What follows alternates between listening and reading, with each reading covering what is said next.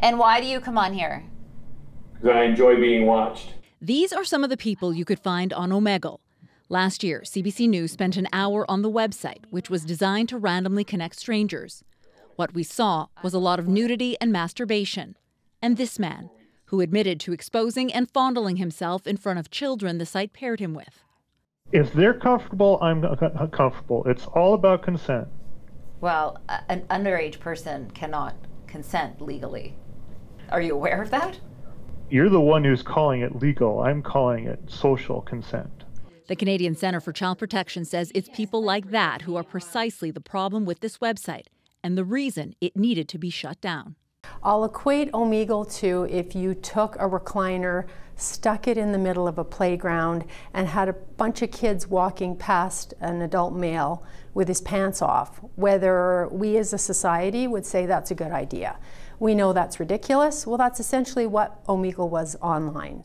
She says in 2022, Omegle reported 600,000 incidents involving concerns that kids were being harmed or exploited on their platform. That works out to 1,600 a day. Arneson says, and that's just what's being reported. There are tons of instances where kids don't know they've been recorded and wouldn't think to report it. The shutdown comes as part of a settlement agreement in a U.S. lawsuit. In 2021, an American woman known only as AM sued Omegle for $22 million for connecting her with a Brandon, Manitoba man in 2014. He was in his late 30s, while she was just 11. According to court filings, the man who CBC News is not naming to protect the identities of his victims abused the girl for 3 years, forcing her to send him explicit photos of her engaging in sex acts until she was 15. One of AM's lawyers told CBC News they had negotiated for a permanent shutdown of Omegle as part of a settlement agreement.